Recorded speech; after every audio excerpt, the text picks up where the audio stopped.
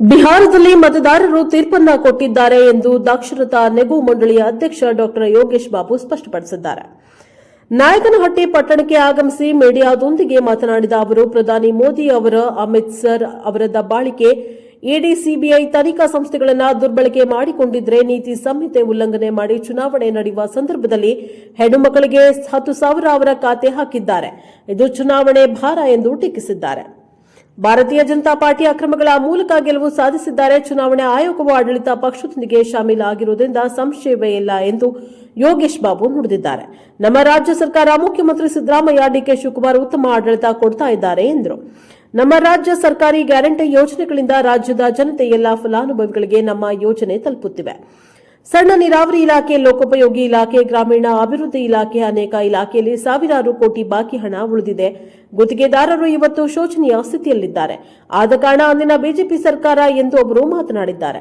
Bureau report Harish Nayakanahatti, ಪ್ರಜಾಪವ TV, Chitradurga. ಕರ್ನಾಟಕದ ಚುನಾವಣೆ ಬೇರೆ, ಬಿಹಾರದಲ್ಲಿ ಏನಾಗಿದೆ ಅಂತ ನಿಮಗೆಲ್ಲ ಗೊತ್ತಿದೆ. ಮತಕಳ್ಳತನ ಮಾಡಿದರು.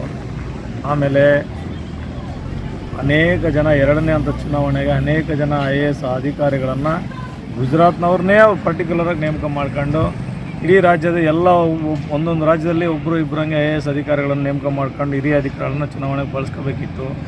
ಇನ್ನೂ ಅನೇಕ ಅಕ್ರಮಗಳ ಮೂಲಕ ಚುನಾವಣೆಯಲ್ಲಿ ಅವರು ಗೆದ್ದಿದ್ದಾರೆ ಭಾರತೀಯ ಜನತಾ ಪಕ್ಷದವರು. ಆದರೆ ಕಾಂಗ್ರೆಸ್ಸಲ್ಲಿ ಹಂಗಾಗಲಿಕ್ಕೆ ಸಾಧ್ಯ ಇಲ್ಲ. ಇವತ್ತು ಬಿಹಾರದ ಜನತೆ ಕೊಟ್ಟಿರ್ತಕ್ಕಂಥ ತೀರ್ಪನ್ನು ಎಲ್ಲರೂ ಒಪ್ಪಲೇಬೇಕಾಗಿದೆ, ನಾವು ಒಪ್ಕೊಂಡಿದ್ದೀವಿ.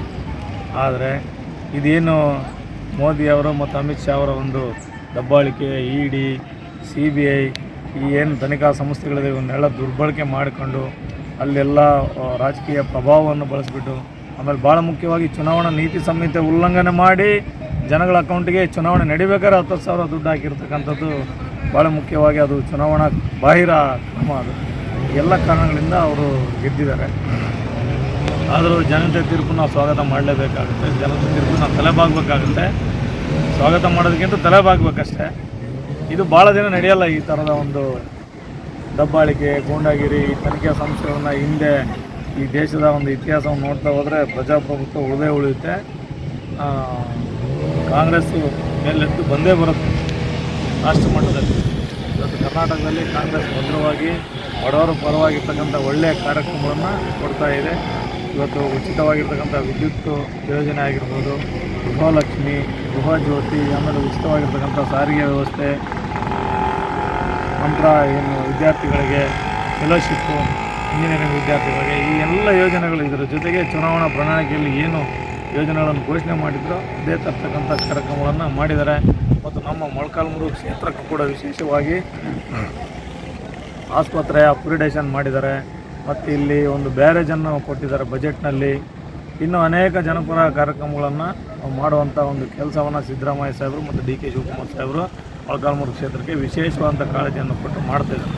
ಮತ್ತು ಜಿಲ್ಲಾ ಉಸ್ತುವಾರಿ ಸಚಿವರು ಸುಧಾಕರ್ ದಿವಾಳಿ ಆಗಿತ್ತಂದರೆ ಇವತ್ತು ಇನ್ನು ಏನು ದೇಶದ ಒಂದು ರಾಜ್ಯದ ಒಂದು ಆರ್ಥಿಕ ಸ್ಥಿತಿ GDPಯಲ್ಲಿ ಏರಿಕೆ ಕಂಡಿದೆ. ಆಮೇಲೆ ಇವತ್ತು ರಾಜ್ಯ ಎಲ್ಲ ಮಟ್ಟದಲ್ಲಿ ಕೂಡ ಪ್ರಗತಿಯನ್ನು ಸಾಧಿಸಿದೆ. ವಾತಾವರಣ ನಿರ್ಮಾಣ ಆಗಿದೆ. ರಾಜ್ಯದ ಜನರು ನೆಮ್ಮದಿಯಿಂದ ಇದ್ದಾರೆ. ಮತ್ತು ಜನತೆಗೆ ಎಲ್ಲ ಒಂದು ಫಲಾನುಭವಿಗಳಿಗೆ ನಮ್ಮ ಯೋಜನೆಗಳು ತಲುಪಿದಾವೆ.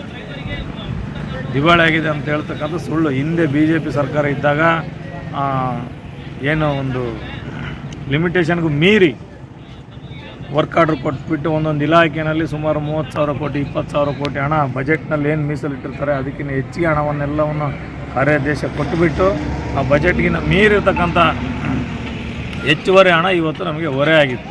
ಇದು ಮಾಡಿರ್ತಕ್ಕಂಥದ್ದು BJP ಕಮಿಷನ್ ಆಸೆಗೋಸ್ಕರ ಕೊನೆಯ ದಿನಗಳಲ್ಲಿ ಎಲ್ಲ ಆರ್ಡ್ರ್ ಮಾಡಿ ಸಣ್ಣ ನೀರಾವರಿ ಇಲಾಖೆ ಇರ್ಬೋದು, ಬೆಳೆಬುಡಿ ಇರ್ಬೋದು, ನೀರಾವರಿ ಇಲಾಖೆ ಇರ್ಬೋದು, ಮತ್ತು ಗ್ರಾಮೀಣಾಭಿವೃದ್ಧಿ ಇಲಾಖೆ ಇರ್ಬೋದು, ಅನೇಕ ಇಲಾಖೆಗಳಲ್ಲಿ ಇವತ್ತು ಸಾವಿರಾರು ಕೋಟಿ ಇವತ್ತು ಬಾಕಿ ಹಣ ಉಳಿದಿದೆ. ಗುತ್ತಿಗೆದಾರರೆಲ್ಲ ಇವತ್ತು ಭಾಳ ಶೋಚನೀಯ ಸ್ಥಿತಿಯಲ್ಲಿದ್ದಾರೆ. ಅಂದರೆ ಅದಕ್ಕೆ ಕಾರಣ ಇಂದಿನ BJP ಸರ್ಕಾರ. ನಮ್ಮ ಸರ್ಕಾರದವರು ಸರಿದೂಗಿಸ್ಕೊಂಡು ಸರ್ಕಾರವನ್ನು ಅಭಿವೃದ್ಧಿ ಕಾರ್ಯಗಳು ಮತ್ತು ಇಂದಿನ ಸರ್ಕಾರ ಮಾಡಿರ್ತಕ್ಕಂಥ ಬಾಕಿ ಉಳಿಸಿರೋದನ್ನು ತೀರಿಸುವಂಥ ಕೆಲಸವನ್ನು ಮಾಡ್ಕೊಂಡು ಬರ್ತಾಯಿದೆ.